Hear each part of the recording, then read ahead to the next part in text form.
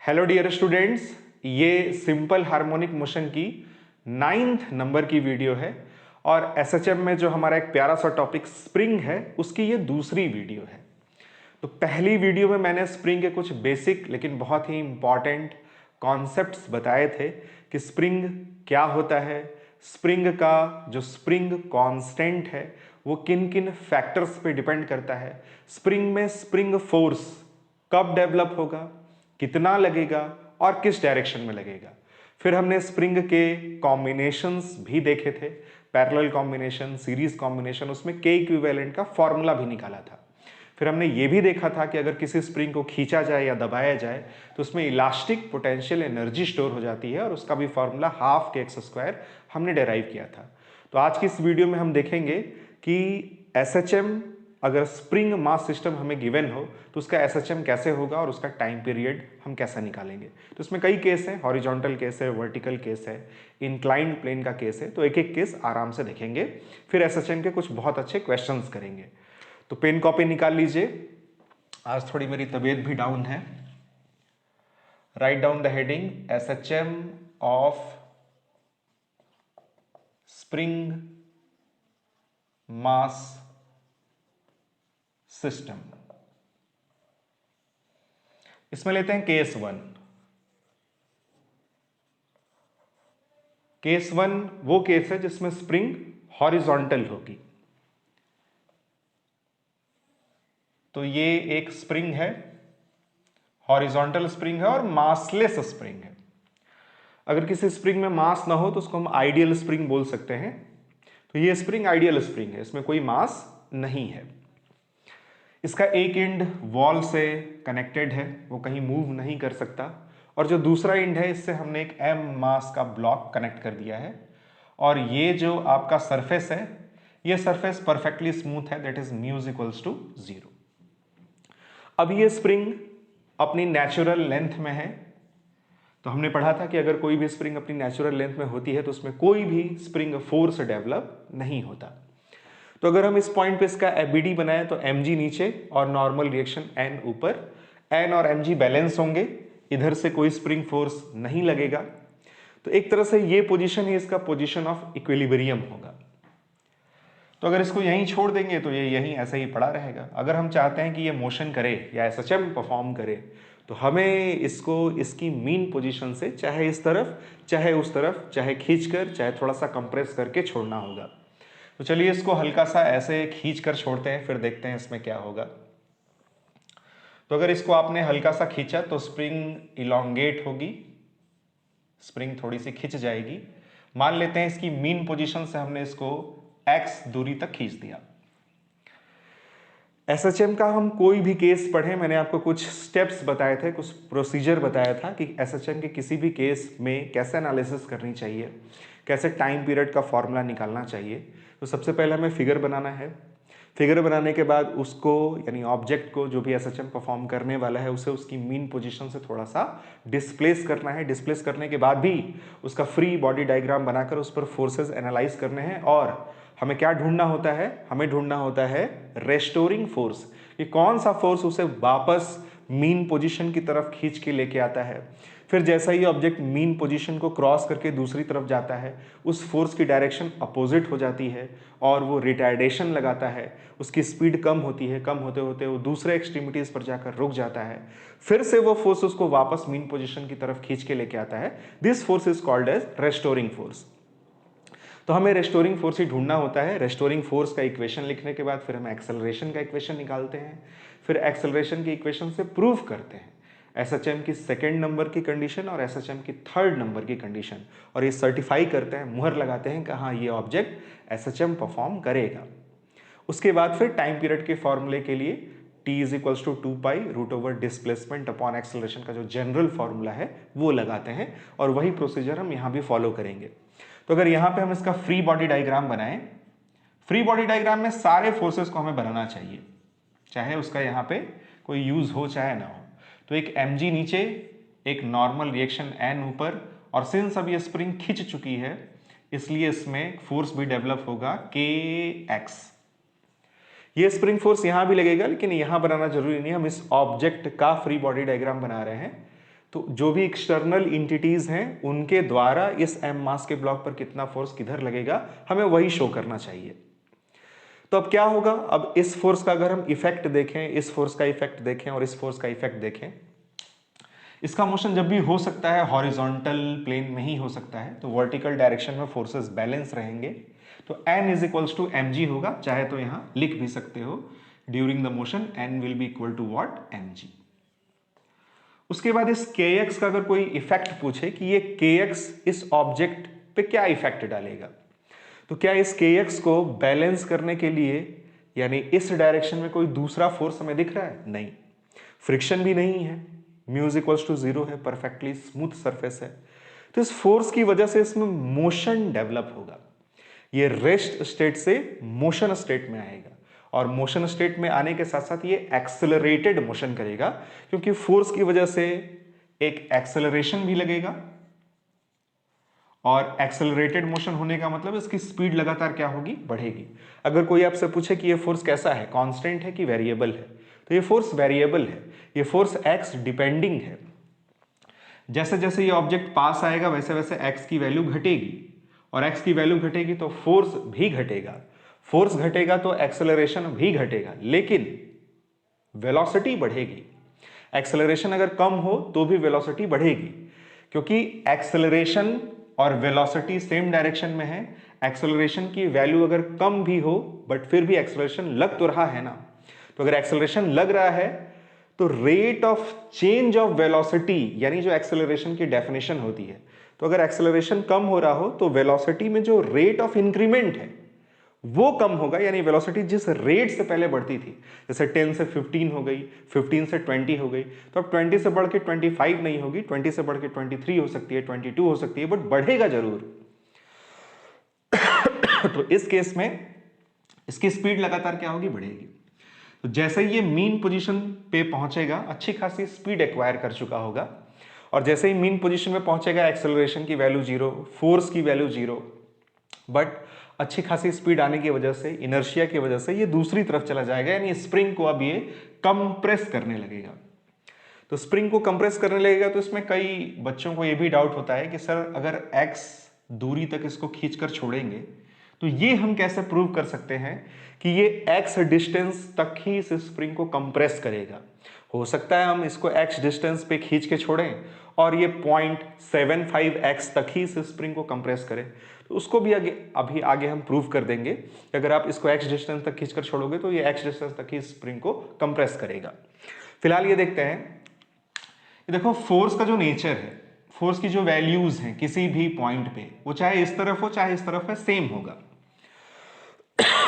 तो यहां से मीन पोजीशन तक इस ऑब्जेक्ट का जैसा भी मोशन है, वेलोसिटी में जो वेरिएशन है, 0 से वेलोसिटी मैक्स जिस पर्टिकुलर डिस्टेंस के लिए या जिस पर्टिकुलर टाइम के लिए हो रही है, इस तरफ भी इसका जो मोशन का नेचर है वो वैसा ही होगा। यानी अगर x डिस्टेंस तक खींचकर छोड़ेंगे तो ये इधर भी x डिस्टेंस तक ही स्प्रिंग को कंप्रेस करेगा। जितना टाइम इसको यहां से यहां तक आने में लगेगा उतना ही टाइम इसको मीन पोजीशन से दूसरी एक्सट्रीमिटीज तक भी जाने में लगेगा। ये सारे केसेस हम लोगों ने पहले भी सिंपल पेंडुलम के केस में बहुत डिटेल में देखा है। तो अब आगे इसमें एक और फिगर बना लेते हैं कि इस मीन पोजीशन से अब इसने क्या किया, इस स्प्रिंग को x डिस्टेंस तक ऐसे कंप्रेस कर दिया। तो ये चाहे तो आप पोजीशन O, ये पोजीशन A और ये पोजीशन B कह सकते हो। ये तीन अलग अलग फिगर बने हैं, लेकिन तीनों को अगर आप एक साथ करके देखो तो यहां से हमने इसको ऐसे करके छोड़ा तो ये ऐसे यहां तक गया। यहां पे जिस फोर्स ने इसको खींचा वो कौन सा फोर्स था, kx। जैसे ये मीन पोजीशन को पार करेगा वैसे ही इस kx की डायरेक्शन क्या होगी, अपोजिट हो जाएगी, क्योंकि स्प्रिंग अब क्या हो चुकी है, कंप्रेस हो चुकी है। तो वेलोसिटी इधर, फोर्स इधर, या वेलोसिटी इधर, फोर्स की वजह से जो एक्सेलरेशन प्रोड्यूस होगा वो भी इधर। तो वेलोसिटी और एक्सेलरेशन अपोजिट डायरेक्शन में होंगे। एक्सेलरेशन अब रिटार्डेशन का काम करेगा, इसकी स्पीड को घटाएगा और घटाते घटाते फाइनली बी पॉइंट पे या दूसरे एक्सट्रीमिटीज पर लाकर 0 कर देगा। बट ये फोर्स तो लगी रहा है। अब ये फोर्स क्या करेगा, फिर से इसको पुश करेगा किधर, इस मीन पोजीशन की तरफ। तो एक तरह से ये फोर्स ही एक्सट्रीमिटी से इस ऑब्जेक्ट को खींचकर लाता है, इसकी स्पीड को बढ़ाता है, फिर जैसे ही ये मीन पोजीशन को क्रॉस करके दूसरी तरफ निकल जाता है, ये जो kx है या जो रेस्टोरिंग फोर्सेस की डायरेक्शन पलट जाती है, उसकी स्पीड को ये कम करता है, कम करते करते रोकता है, फिर रुकने के बाद वापस इसको पुश करता है। तो इसे मीन पोजीशन से इस तरफ उस तरफ मोशन करवाने वाला जो फोर्स है वो कौन सा फोर्स है? उस फोर्स को हम एसएचएम में रेस्टोरिंग फोर्स कहते हैं। और यहां साफ साफ दिख रहा है कि वो रेस्टोरिंग फोर्स कौन सा फोर्स है? kx। तो यहां हम लिख सकते हैं कि ये सारा मोशन एनालाइज और फोर्स एनालाइज करने के बाद जो रेस्टोरिंग फोर्स है वो हमें मिल गया है Fr is equals to kx। अगर इसमें आप साइन कन्वेंशन भी यूज करो तो ये वाली जो डायरेक्शन है वो हम पॉजिटिव लेते हैं और ये वाली जो डायरेक्शन है वो हम नेगेटिव लेते हैं। तो देखो x हमने पॉजिटिव यानी डिस्प्लेसमेंट हमें इधर दिया है, तो जो हमें रेस्टोरिंग फोर्स kx की डायरेक्शन मिल रही है वो अपोजिट डायरेक्शन में है। तो आप चाहे तो विद साइन अगर लिखना चाहो तो माइनस kx भी लिख सकते हो। फिर फोर्स इज इक्वल्स टू होता है mass times acceleration, mass m acceleration a ले लेते हैं is equals to minus kx। यहां से एक्सेलरेशन की वैल्यू मिलेगी माइनस k/m इंटू एक्स। यहां से दो चीजें क्लियर हैं। एक तो पहले एक्सेलरेशन x के प्रोपोर्शनल है क्योंकि k कांस्टेंट m कांस्टेंट, तो a प्रोपोर्शनल टू हमें मिला क्या? x। यानी इस ऑब्जेक्ट पर लगने वाला एक्सेलरेशन डिस्प्लेसमेंट के प्रोपोर्शनल होगा, जो कि एसएचएम की कंडीशन नंबर 2 होती है। फिर यहां से हमें यह भी क्लियर है कि अगर x पॉजिटिव है तो a नेगेटिव है। x अगर पॉजिटिव होगा तो पॉजिटिव इंटू नेगेटिव a कैसा आएगा? नेगेटिव। और x अगर नेगेटिव होगा तो नेगेटिव इंटू नेगेटिव एक्सेलरेशन कैसा होगा? पॉजिटिव। यानी एक्सेलरेशन की जो डायरेक्शन है वो हमेशा डिस्प्लेसमेंट के अपोजिट बनी रहेगी, या दूसरे शब्दों में ऐसे भी कह सकते हैं कि एक्सेलरेशन की डायरेक्शन हमेशा टुवर्ड्स मीन पोजीशन बनी रहेगी। ये होती है एसएचएम की कंडीशन नंबर 3। फिर ये स्ट्रेट लाइन में एक फिक्स्ड पॉइंट के इधर उधर सेम डिस्प्लेसमेंट में मोशन कर ही रहा है, तो ये एसएचएम की पहली कंडीशन को भी फुलफिल कर रहा है, दूसरी और तीसरी कंडीशन को भी फुलफिल कर रहा है। तो हम यहाँ पे ये पक्के तौर पर कह सकते हैं कि इस तरह से स्प्रिंग से अगर कोई ऑब्जेक्ट कनेक्टेड हो और ये सरफेस फ्रिक्शनलेस हो, ये स्प्रिंग मासलेस हो और इसको अगर एक्स डिस्प्लेसमेंट तक डिस्प्लेस करके छोड़ा जाए तो ये एसएचएम परफॉर्म करता है। तो अब जब ये प्रूव हो गया है कि एसएचएम परफॉर्म करता है तो हमारा प्राइम ड्यूटी है क्या निकालना? इसके ऑस्किलेशन का टाइम पीरियड निकालना। तो टाइम पीरियड निकालने के लिए अभी एक्सेलरेशन की जो वैल्यू हमने फाइंड आउट करी थी वो कितनी आई थी? a इज इक्वल्स टू आया था माइनस k/m इंटू एक्स। यहां से अगर हम सिर्फ मैग्नीट्यूड देखें तो a इज इक्वल्स टू हमें मिलेगा k/m इंटू एक्स। तो टाइम पीरियड क्या होगा? t is equals to 2 root over displacement upon acceleration. ये होता है जनरल फॉर्मूला। तो डिस्प्लेसमेंट हमने दिया कितना? x, और एक्सेलरेशन हमने निकाला कितना? k/m into x. एक्स से x cancel, t is equals to हमें मिलेगा 2 रूट ओवर m/k। ये होता है स्प्रिंग से कनेक्टेड किसी भी ऑब्जेक्ट के एसएचएम का टाइम पीरियड। आप देख सकते हैं ये टाइम पीरियड अगर पूछा जाए कि किन किन चीजों पे डिपेंड करता है, तो सिंपल पेंडुलम में टाइम पीरियड उस बॉब के मास पे डिपेंड नहीं करता था, पर यहां इस केस में अगर स्प्रिंग से कोई m मास का ऑब्जेक्ट कनेक्टेड हो तो इसके एसएचएम का जो टाइम पीरियड है वो उसके मास पे डिपेंड करता है, और साथ साथ स्प्रिंग के स्प्रिंग कांस्टेंट k पे भी डिपेंड करता है। मास की वैल्यू अगर बढ़ जाए तो टाइम पीरियड बढ़ जाएगा, मास की वैल्यू घट जाए तो टाइम पीरियड घट जाएगा। k की वैल्यू अगर कम हो जाए तो टाइम पीरियड बढ़ जाएगा। k की वैल्यू कम हो जाए मतलब ये बहुत सॉफ्ट स्प्रिंग हो जाए, बहुत हल्की पतली सी स्प्रिंग हो जाए, तो खींच के छोड़ोगे तो उसका जो फोर्स होगा वो भी बहुत हल्का हो जाएगा, क्योंकि फोर्स होता है kx, k की वैल्यू अगर घटेगी तो स्प्रिंग फोर्स भी घट जाएगा। तो यहां से अगर किसी ऑब्जेक्ट को आप ऐसे कनेक्ट करके छोड़ोगे तो स्प्रिंग फोर्स बहुत हल्का सा लगेगा, एक्सेलरेशन भी हल्का सा प्रोड्यूस होगा, इसका मोशन धीरे धीरे होगा, यानी इसको एक ऑस्किलेशन करने में ज्यादा टाइम लगेगा। वही यहाँ मैथमेटिकल इक्वेशन हमें बता रहा है। तो पहला केस क्लियर हो गया, बहुत ही सिंपल केस है, इसका डेरिवेशन भी बहुत छोटा सा है। आई होप आपको ये पूरी अच्छे तरीके से समझ में आया होगा। अब देखो इसमें इसका जो टाइम पीरियड हमने निकाला, ये निकाला फोर्स मेथड से। किस मेथड से? फोर्स मेथड से। मैं आपको टाइम पीरियड निकालने का एक और मेथड बताता हूं। इस मेथड को हम बोलते हैं एनर्जी मेथड। ये मेथड हम सिंपल पेंडुलम के लिए भी लगा सकते हैं, वहां मैंने नहीं बताया था। तो इस चैप्टर का जब रिवीजन करेंगे तो एक अलग स्टाइल में आपको एसएचएम का पूरा चैप्टर आपके सामने एक्सप्लेन करेंगे, तो वहां ये एनर्जी वाला मेथड एक्सप्लेन करेंगे। अब यहां देखो, इसी में टाइम पीरियड, अरे यार, time period by energy method. इसमें हमें क्या करना है, इसमें हमें कोई एफबीडी नहीं बनाना, कोई रेस्टोरिंग फोर्स नहीं ढूंढना, कुछ नहीं करना है। ये एक स्प्रिंग है, इससे m मास का ऑब्जेक्ट कनेक्टेड है, स्प्रिंग मासलेस है, सरफेस फ्रिक्शनलेस है, स्प्रिंग कांस्टेंट है k। हमने इसको x डिस्टेंस खींचकर छोड़ दिया। तो अगर आप इसको x डिस्टेंस ऐसा खींचकर छोड़ोगे, छोड़ने के बाद जैसे ये O पॉइंट है, आपने इसको यहां A पॉइंट तक खींचकर छोड़ा, तो बीच में कहीं, यानी मीन पोजीशन और एक्सट्रीमिटीज वाले पॉइंट के बीच में कहीं हम इस ऑब्जेक्ट को ऑब्जर्व करेंगे। मान लेते हैं इसका जनरल डिस्प्लेसमेंट यहां पे x है और ये यहां मोशन में होगा, इसकी वेलोसिटी मान लेते हैं v। तो इसमें अगर कोई पूछे कि कितने तरह की एनर्जी होगी, तो मोशन में है तो काइनेटिक एनर्जी होगी, और स्प्रिंग अभी भी इलॉन्गेटेड स्टेट में है तो इलास्टिक पोटेंशियल एनर्जी भी होगी। किसमें? इस स्प्रिंग मास सिस्टम में। स्प्रिंग का तो कोई मास है नहीं, मास सिर्फ किसका हमने कंसिडर किया है, इस m मास के ब्लॉक का।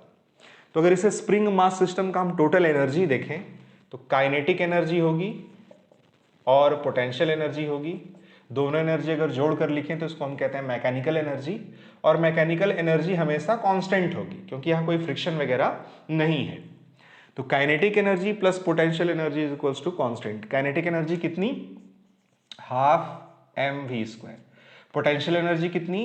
Half K X square is equals to constant सी।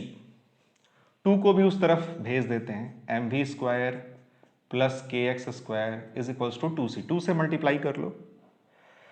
अब आप कहोगे कि इससे हम टाइम पीरियड कैसे निकालेंगे, तो हम इसमें क्या करेंगे, दोनों तरफ टाइम के रेस्पेक्ट में डिफरेंशिएशन करेंगे। तो डिफरेंशिएशन करते हैं, m कांस्टेंट है, m बाहर। सबसे पहले हमें करना होगा D D T of V square plus इसमें कांस्टेंट k बाहर, यहां हमें करना पड़ेगा D D T of X square is equals to, किसी भी कांस्टेंट का डिफरेंशिएशन हो जाता है 0। D D T of V square क्या होगा? 2v into D V by D T plus K D D T of X square क्या होगा? 2x into D X by D T is equals to 0। m 2v D V by D T acceleration होगा, rate of change of velocity with respect to time, plus K 2x dx by D T होगा v, rate of change of displacement with respect to time that is velocity is equals to 0। यहां से क्या हम acceleration का expression find out कर सकते हैं, निकालते हैं। यहां से 2 भी चाहो तो आप उड़ा दो, m v into a, m v a is equals to, इसको उस तरफ भेज देते हैं, minus k x v, minus k x v, v से वी भी कैंसिल, ए की वैल्यू हमें यहां से मिलेगी माइनस के बाई एम इंटू एक्स। तो अच्छा, यहां से भी हमें एसएचएम की दूसरी और तीसरी कंडीशन मिल रही है ना कि a प्रोपोर्शनल टू x है और a की डायरेक्शन हमेशा x के अपोजिट बनी रहेगी। फिर यहां से टाइम पीरियड के लिए वही जनरल फॉर्मूला लगाएंगे, 2 पाई रूट ओवर डिस्प्लेसमेंट हमने दिया x और एक्सेलरेशन हमने निकाला, माइनस साइन छोड़ के सिर्फ magnitude k by m into x, x से x कैंसिल, यहां से भी हमें वही मिलेगा t is equals to 2 pi root over m by k. तो चाहे किसी भी मेथड से निकाले टाइम पीरियड यही मिलता है। अब इसका हम देखते हैं केस नंबर 2। केस नंबर 2 थोड़ा सा इससे इंपॉर्टेंट है। केस नंबर 2 में जो स्प्रिंग होगी वो वर्टिकल होगी। तो वर्टिकल स्प्रिंग में थोड़ा सा कॉन्सेप्ट, जो कॉन्सेप्चुअल उसका डिफिकल्टी लेवल है तो थोड़ा सा बढ़ जाता है। बहुत ही ध्यान से देखना कि अगर स्प्रिंग वर्टिकल होगी तो उसका SHM हम कैसे कंसिडर करेंगे और टाइम पीरियड कैसे निकालेंगे। बहुत इंपॉर्टेंट है। देखो बहुत सारे क्वेश्चन बनते हैं जेई में, नीट में, इधर उधर, ध्यान से देखना। सबसे पहले एक स्प्रिंग लेते हैं। स्प्रिंग मासलेस है, कोई mg फोर्स नहीं लग रहा है, तो स्प्रिंग अगर अपनी नेचुरल लेंथ में है तो अपनी नेचुरल लेंथ में ही रहेगी। स्प्रिंग का स्प्रिंग कांस्टेंट ले लेते हैं k। अब हमने इसके साथ m मास का ब्लॉक कनेक्ट किया,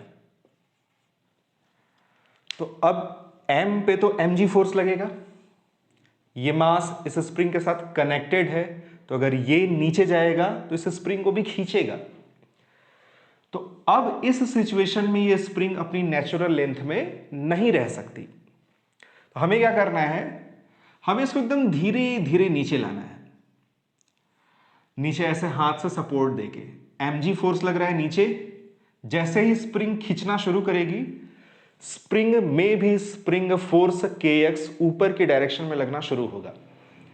शुरू में mg की वैल्यू ज्यादा होगी, सपोज m अगर 1 kg है, g की वैल्यू 10 ले तो 10 न्यूटन का फोर्स नीचे लगेगा।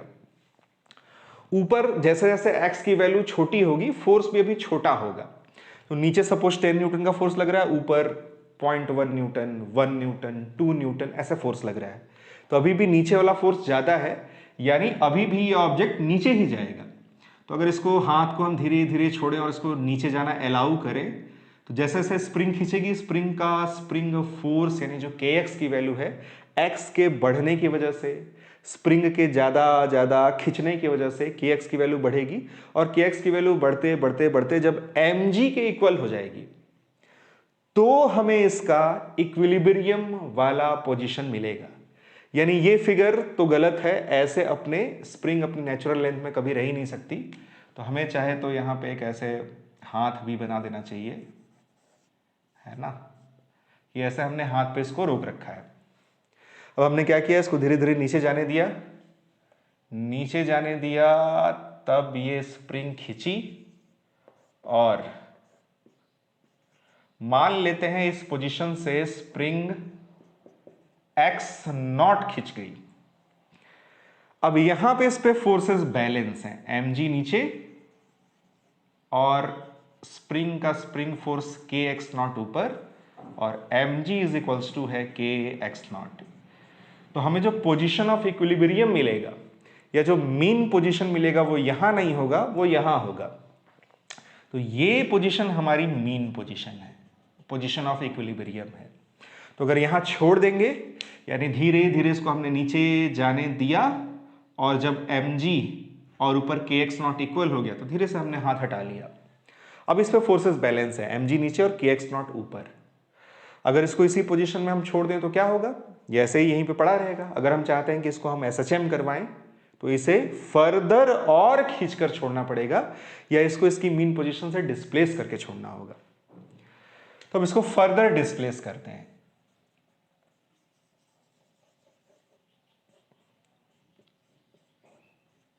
अब मान लेते हैं हमने इसको x डिस्टेंस तक और खींचा।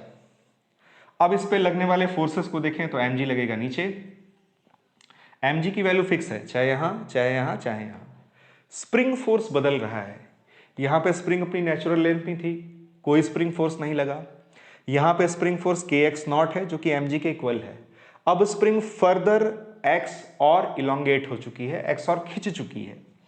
तो अब इसमें जो स्प्रिंग फोर्स लगेगा, स्प्रिंग फोर्स कितना लगता है, k into change in length. तो अगर हम इसके नेचुरल लेंथ से कंपैरिजन करें तो पहले ये खींचा x नॉट, उसके बाद फर्दर हमने खींचा x, तो टोटल इसमें जो खिंचाव है, जो टोटल इसमें चेंज इन लेंथ है, वो है x प्लस x नॉट। तो इसमें जो स्प्रिंग फोर्स लगेगा वो होगा kx plus x not. Direction किधर होगी, ऊपर। कोई पूछेगी क्या ये दोनों फोर्स इक्वल है, नहीं। mg किसके इक्वल था, kx नॉट के। ये वाला फोर्स kx नॉट से ज्यादा है, kx नॉट प्लस kx है, यानी अपवर्ड फोर्स ज्यादा है, डाउनवर्ड फोर्स कम है। तो इस पे नेट फोर्स किधर लगेगा, ऊपर की तरफ।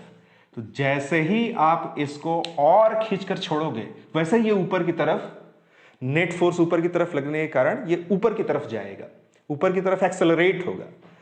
जैसे जैसे ये ऊपर जाएगा वैसे वैसे x की वैल्यू कम होगी। x की वैल्यू कम होगी तो ये ऊपर वाला जो फोर्स है वो भी कम होगा, जो एक्सेलरेशन ये लगा रहा है वो एक्सेलरेशन भी कम होगा, लेकिन स्पीड बढ़ेगी। जैसे जैसे ये ऊपर जाएगा इसकी स्पीड बढ़ती जाएगी और जैसे ये इस पोजीशन में पहुंचेगा जो कि पोजीशन ऑफ इक्विलिब्रियम है या मीन पोजीशन, अच्छी खासी स्पीड पकड़ चुका होगा, उस पॉइंट पे mg और स्प्रिंग घटते घटते इसका जो इलोंगेशन है वो केवल जब ये इस पॉइंट पे पहुंचेगा तो सिर्फ x नॉट रह चुका होगा और mg और x नॉट तो बैलेंस है, यानी उस मूवमेंट पे जब ये मीन पोजीशन पे पहुंचेगा, जब ये अच्छी खासी स्पीड पकड़ चुका होगा, एक क्षण के लिए, एक पल के लिए इस पे फोर्सेस जीरो हो जाएंगे, mg नीचे और kx नॉट ऊपर, फोर्सेस बैलेंस। तो होता ही है, मीन पोजीशन पे फोर्सेस बैलेंस होते हैं, इसीलिए तो उसको पोजीशन ऑफ इक्विलिब्रियम कहते हैं। बट स्पीड में होने के कारण ये ऊपर बढ़ जाएगा, ऊपर निकल जाएगा और स्प्रिंग को इस पोजीशन से कंप्रेस करेगा। तो फिर क्या होगा, अब जो स्प्रिंग में इलोंगेशन है वो x नॉट से घटने लगेगा। फोर्स नीचे की डायरेक्शन में तो mg लग रहा है, ऊपर की डायरेक्शन में अब जो स्प्रिंग फोर्स है, स्प्रिंग में कंप्रेशन की वजह से वो फोर्स kx नॉट से कम हो जाएगा। तो अब नीचे की तरफ लगने वाला फोर्स mg, ऊपर की तरफ लगने वाला फोर्स kx नॉट से कम, तो kx नॉट और mg बराबर होते थे। अब फोर्स नीचे mg, ऊपर वाला फोर्स kx नॉट से कम है, यानी अब नेट फोर्स नीचे की डायरेक्शन में लगेगा। नीचे की डायरेक्शन में नेट फोर्स लगेगा, नीचे की डायरेक्शन में एक्सेलरेशन भी लगेगा। ये ऑब्जेक्ट ऊपर जा रहा है, वेलोसिटी ऊपर है, एक्सेलरेशन नीचे, यानी अब एक्सेलरेशन रिटार्डेशन का काम करेगा और इसकी स्पीड लगातार घटेगी। और घटते घटते अगर आपने इसको x डिस्टेंस तक खींच कर छोड़ा है तो ये x डिस्टेंस तक ही कंप्रेस होकर रुकेगा। अच्छा, इसको भी क्लियर कर ही लेते हैं। देखो, अगर इसमें डाउट है कि अगर x डिस्टेंस तक खींचें तो ये वापस x डिस्टेंस तक ही कंप्रेस होगी कि नहीं होगी, तो इसको भी देखो क्लियर कर लेते हैं। ये एक स्प्रिंग है, m मास का ऑब्जेक्ट कनेक्ट किया आपने, इस स्प्रिंग को आपने खींचा, ऑब्जेक्ट को ऐसे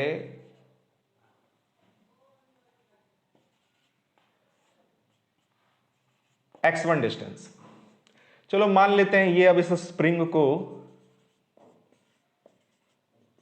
x2 डिस्टेंस तक कंप्रेस करती है। ठीक है, अलग अलग ले लिया हमने जैसा कि आप सोचते हैं।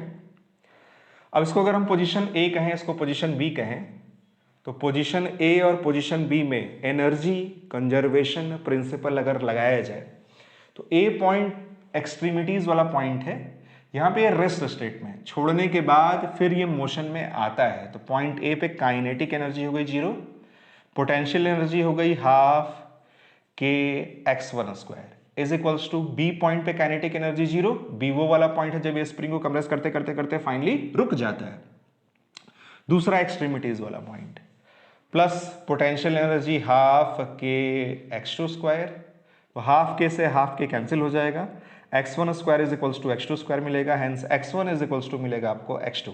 यानी यहां से प्रूफ होता है कि अगर इसको x1 डिस्टेंस तक खींचकर छोड़ा जाए और ये x2 डिस्टेंस तक कंप्रेस करे तो दोनों आपस में इक्वल होते हैं।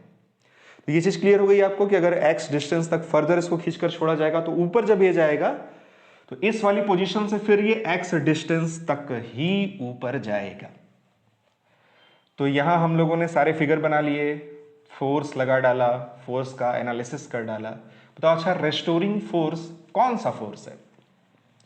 रेस्टोरिंग फोर्स कहां देखते हैं? जब हम मीन पोजीशन से फर्दर ऑब्जेक्ट को और डिस्प्लेस करते हैं, तो यहां पे जो रेस्टोरिंग फोर्स है वो कौन सा फोर्स है? इस पे दो ही फोर्स लगी रहे हैं, एक mg नीचे और एक ऊपर kx प्लस x नॉट। जैसे ये 10 न्यूटन है और ये 12 न्यूटन है, तो 12 न्यूटन माइनस 10 न्यूटन यानी 2 न्यूटन का जो नेट फोर्स लगेगा वो इसको मीन पोजीशन की तरफ खींचेगा, यानी वही हमारा रेस्टोरिंग फोर्स होगा। तो इस एनालिसिस से क्लियर है कि जो रेस्टोरिंग फोर्स है वो क्या होगा? वो होगा kx plus x not minus mg, या इसके ऊपर आप एक लाइन लिख सकते हो, net force in upward direction या net force toward mean position. अब यहां से Fr फोर्स हमेशा मास टाइम्स एक्सेलरेशन होता है, इसमें k से मल्टीप्लाई कर देते हैं, kx प्लस, अरे यार, kx नॉट माइनस mg, यहां से हमें मिलेगा ma is equals to kx अब आप कहोगे अरे ये दोनों कहाँ गए, तो देखो के एक्स नॉट और एम जी आपस में इक्वल हैं, तो के एक्स नॉट और एम जी हो जाएगा कैंसिल। देखो विद साइन अगर आप यूज करना चाहें तो यहाँ पे ऐसे आप एक बाहर माइनस भी लगा सकते हो, माइनस लगाओगे तो यहाँ माइनस आ जाएगा। तो मैग्नीट्यूड अगर हम ले या माइनस अगर आपने नहीं लगाया है तो k by m into x, अब तो इन सारी चीज़ों में मास्टरी हो गई होगी आपकी। तो यहाँ से टाइम पीरियड देखो कितना मिलेगा, t is equals to 2 pi root over, displacement हमने कितना दिया x और एक्सेलरेशन हमने निकाला कितना k by m into x, x x cancel, यहाँ से भी हमें t की वैल्यू मिलेगी 2 pi root over m by k. यानी स्प्रिंग चाहे हॉरिजॉन्टल हो चाहे स्प्रिंग वर्टिकल हो, उससे कनेक्टेड मास का जो ऑस्किलेशन है एसएचएम है उसका टाइम पीरियड का फॉर्मूला सेम आता है, t is equals to 2 pi root over m by k. अब इसमें एक केस और देखते हैं, इंक्लाइंड प्लेन का केस, उससे फिर आपको सारे डाउट क्लियर हो जाएंगे, थोड़ा कॉन्फिडेंस आएगा कि हाँ स्प्रिंग किसी भी पोजीशन में दी जाए हम उसका टाइम पीरियड आसानी से बता सकते हैं। तो अगर कोई इंक्लाइंड प्लेन हो और इंक्लिनेशन हो थीटा और उस पर एक स्प्रिंग लगी हो और स्प्रिंग से एक एम मास का ऑब्जेक्ट कनेक्टेड हो और उसका एसएचएम हम कंसिडर करें, तो देखो कैसे कंसिडर करेंगे। Inclined plane, angle of inclination theta, यहां हमने लगाया एक स्प्रिंग एम, इसका पता है सबको कैसे फोर्स का रिजोल्यूशन होता है, एम जी नीचे जो एंगल दो लाइंस के बीच बनता है वही एंगल उन दोनों लाइंस की परपेंडिकुलर लाइंस के भी बीच में बनता है। न्यूटन्स लॉज ऑफ मोशन में मैंने बहुत डिटेल में पढ़ाया था। तो ये एंगल अगर थीटा है जो कि हॉरिजॉन्टल लाइन और इस इंक्लाइंड प्लेन वाली लाइन के बीच बन रहा है, तो हॉरिजॉन्टल लाइन का परपेंडिकुलर वर्टिकल और इंक्लाइंड प्लेन का ये परपेंडिकुलर नॉर्मल यानी डॉटेड वाली लाइन, तो ये एंगल भी थीटा ही होगा। तो mg का एक इस डायरेक्शन में कंपोनेंट आएगा mg cos थीटा, उसका कोई रोल नहीं है, नॉर्मल रिएक्शन से बैलेंस होगा और इसके ड्यूरिंग द मोशन n और mg cos थीटा बैलेंस रहेंगे। हमें इस फोर्स को देखना है, इस डायरेक्शन में जो फोर्स लगेगा वो क्या होगा, वो होगा mg sin थीटा। तो अगर ये सरफेस फ्रिक्शन लेस है, ये स्प्रिंग अपनी नेचुरल लेंथ में है, तो इसको छोड़ोगे तो ये नीचे जाएगा। हमें क्या करना है, ऐसे हाथ से सपोर्ट देके धीरे धीरे इसको नीचे जाने देना है। जैसे जैसे स्प्रिंग खींचेगी स्प्रिंग में स्प्रिंग फोर्स लगना शुरू होगा, जब स्प्रिंग फोर्स बढ़ते बढ़ते mg sin थीटा के इक्वल हो जाएगा, यानी इस पोजीशन से अभी स्प्रिंग खींचेगी, तो अभी स्प्रिंग खींचेगी तो यहीं ऐसे फिर से बना दें, तो स्प्रिंग खींचेगी, मान लेते हैं ये ओरिजिनल वाली पोजीशन है, यहां से स्प्रिंग कितनी खींच गई x नॉट, तो यहां पे mg sin थीटा नीचे के डायरेक्शन में और अब इधर लगेगा के एक्स नॉट। अब अगर ये दोनों फोर्सेस बैलेंस है तो यहां पे हमें मिलेगा इसका पीएससी यानी पोजीशन ऑफ इक्विलिब्रियम, और इस पोजीशन के लिए हम क्या लिख सकते हैं, k x naught is equals to m g sine theta. फिर हम कहेंगे कि ये इसका पोजीशन ऑफ इक्विलिब्रियम है, अगर इसको हम छोड़ देंगे तो ऐसे ही इक्विलिब्रियम में पड़ा रहेगा, एम जी साइन थीटा नीचे, के एक्स नॉट ऊपर, एम जी कॉस थीटा नीचे, नॉर्मल रिएक्शन एन ऊपर, एन और m g cos theta balance और एम जी साइन थीटा और के एक्स नॉट बैलेंस है, यही चुपचाप पड़ा रहेगा। अगर आप चाहते हैं कि एसएचएम परफॉर्म करे तो उसको फर्दर और खींचना पड़ेगा, तो इसको थोड़ा सा अगर और खींचें, तो एक फिगर यहां बना लेते हैं, तो क्या होगा, स्प्रिंग में अब जो टोटल इलोंगेशन हुआ, पहले एक्स नॉट और उसके बाद फिर फर्दर आपने इसको खींचा एक्स, तो इसमें जो टोटल इलोंगेशन हुआ वो हुआ x प्लस एक्स नॉट। अब जो स्प्रिंग फोर्स लगेगा वो होगा k x plus x not, इस डायरेक्शन में mg साइन थीटा। पिछला केस अगर समझ में आया होगा तो ये केस भी आराम से समझ में आएगा। इन दोनों फोर्सेस में से कौन सा फोर्स ज्यादा है, ये वाला फोर्स ज्यादा है। इसका एरो भी हमें थोड़ा बड़ा बनाना चाहिए, क्योंकि mg साइन थीटा के एक्स नॉट के इक्वल था। अब जो ऊपर की डायरेक्शन में फोर्स लग रहा है वो के एक्स नॉट नहीं है, वो के एक्स नॉट प्लस के एक्स है, तो ऊपर वाला फोर्स ज्यादा होगा तो क्या होगा, जैसे ही आप इसको फर्दर थोड़ा सा और एक्स दूरी तक खींचकर छोड़ोगे ये ऊपर की तरफ भागेगा, ऊपर की तरफ एक्सेलरेट होगा। बाकी की कहानी आपको पता ही है। यहां से अगर आपसे कोई पूछे कि रेस्टोरिंग फोर्स बेटा बता दो, तो एफ आर क्या होगा, ऊपर की डायरेक्शन में जो नेट फोर्स है, हम सिर्फ मैग्नीट्यूड लेके चल रहे हैं, k x plus x naught और minus m g sine theta. Force is equals to always mass times acceleration. K से मल्टीप्लाई कर देते हैं, के एक्स प्लस के x naught minus m g sine theta. अरे ये तो इससे कैंसिल हो गया क्योंकि एम जी साइन थीटा और के एक्स नॉट इक्वल है। यहाँ से हमें मिलेगा a इज इक्वल्स टू के बाई एम इंटू एक्स, और यहाँ से टाइम पीरियड का फॉर्मूला वही मिलेगा, t is equals to 2 pi root over m by k.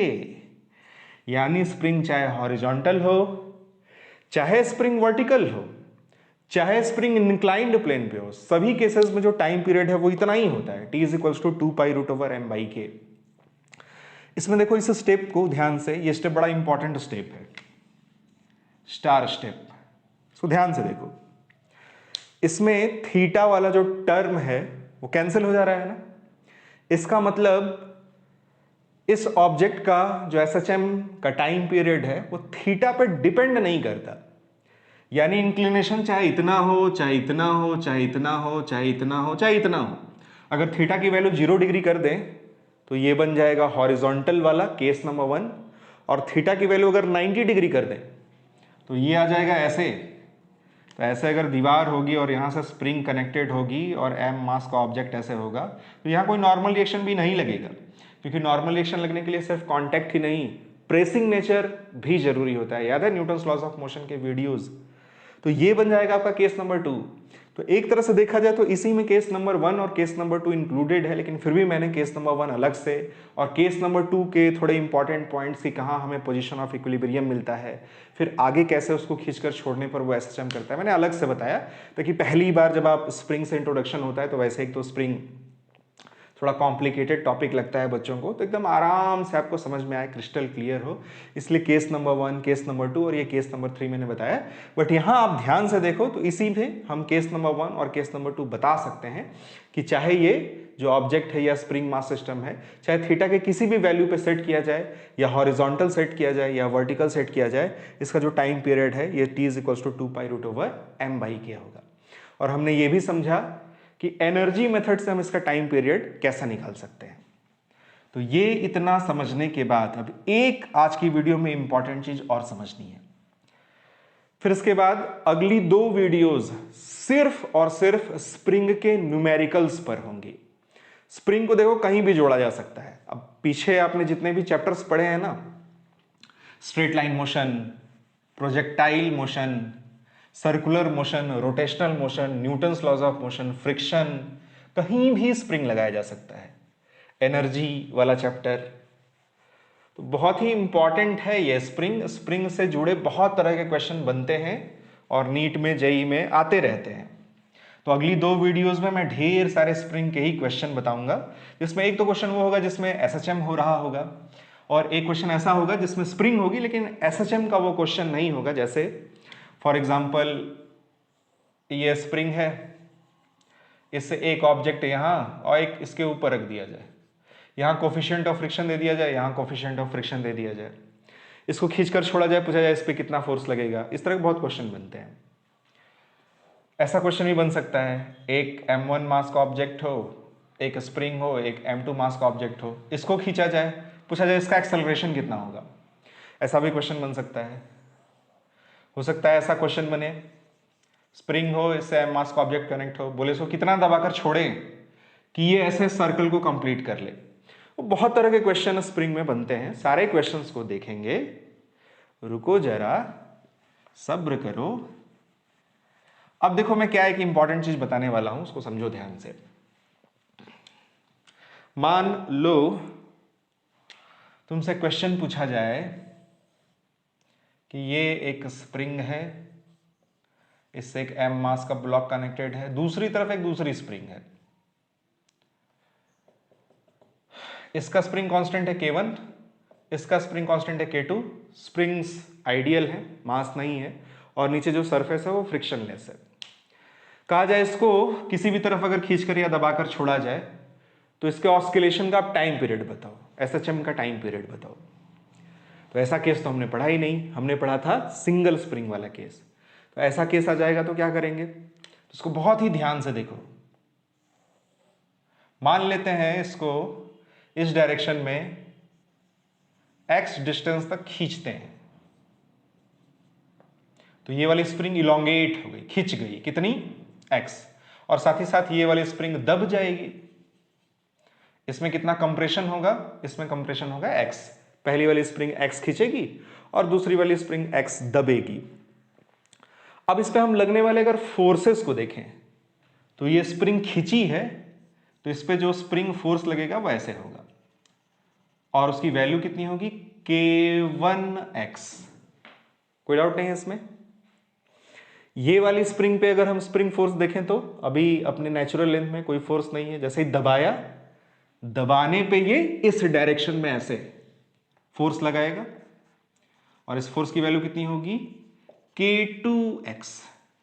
यानी दोनों स्प्रिंग फोर्स एक ही डायरेक्शन में लगेंगे और जैसे ही आप इस ऑब्जेक्ट को ऐसे खींच कर छोड़ोगे दोनों स्प्रिंग का फोर्स इसको ढकेलेगा। टोटल फोर्स अगर हम देखें तो K1x प्लस K2x। क्या हम इस अरेंजमेंट को ऐसे स्प्रिंग सिस्टम से रिप्लेस कर सकते हैं? अब आपने क्या किया, ये जो हमें ओरिजिनल क्वेश्चन में फिगर दिया गया था, इसमें एक स्प्रिंग इस तरफ और दूसरी स्प्रिंग उस तरफ थी, हमने दोनों स्प्रिंग को एक ही तरफ लगा दिया और देखते हैं क्या इस केस में और इस केस में कोई डिफरेंस है, ये दोनों केस सेम है। अगर मान लो इस अरेंजमेंट की बजाय हम ऐसा अरेंजमेंट बनाते हैं और इसमें भी इसको थोड़ा सा x डिस्टेंस ऐसा खींचते हैं, तो खींचेंगे तो क्या होगा, ये स्प्रिंग भी खींचेगी और ये स्प्रिंग भी खींचेगी और कितना खींची x, तो ये स्प्रिंग का फोर्स लगेगा K1x और इस स्प्रिंग का फोर्स लगेगा K2x।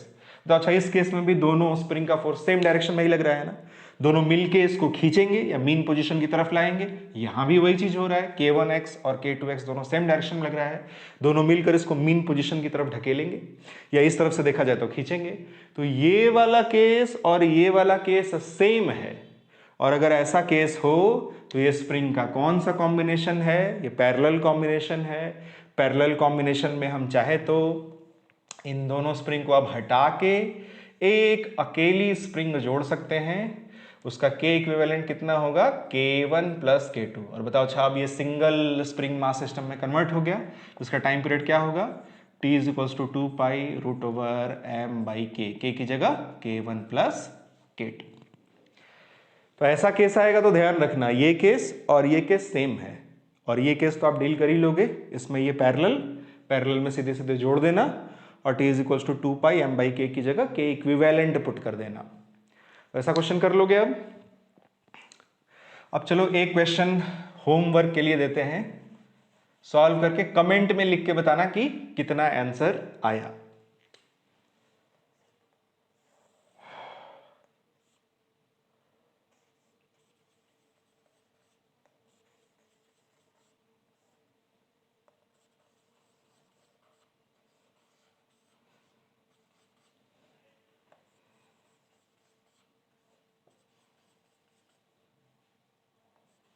ऐसा स्प्रिंग मास सिस्टम दिया जाए आपको और पूछा जाए कि भाई इसके आप एसएचएम का टाइम पीरियड बता दो। इसमें इसको ले लो आप K/2 और इसको ले लो, नहीं K ही रहने देते हैं, इसका स्प्रिंग कांस्टेंट K, इसका भी स्प्रिंग कांस्टेंट K, इसका 2K, सिमिलरली इसका भी 2K, इसका K और इसका K। You have to find out the time period. Solve करना और कमेंट में लिख के बताना कि टाइम पीरियड कितना आएगा। तो इस वीडियो में ही रहने देते हैं। आई होप पहले और दूसरे वीडियो से काफ़ी कुछ स्प्रिंग के बारे में आपको पता चला होगा और स्प्रिंग के जो बेसिक कॉन्सेप्ट्स हैं वो क्लियर हुए होंगे। और स्प्रिंग मास सिस्टम में जो एलिमेंट्री मास सिस्टम यानी एक स्प्रिंग और एक मास है उसका टाइम पीरियड हॉरिजॉन्टल केस में, वर्टिकल केस में और इंक्लाइंड केस में कैसा निकालते हैं वो भी क्लियर हुआ। तो अब अगले वीडियो में मिलेंगे और उसमें स्प्रिंग के कुछ बहुत ही अच्छे क्वेश्चंस देखेंगे। चलो फिर मिलते हैं अगली वीडियो में, तब तक पढ़ते रहें।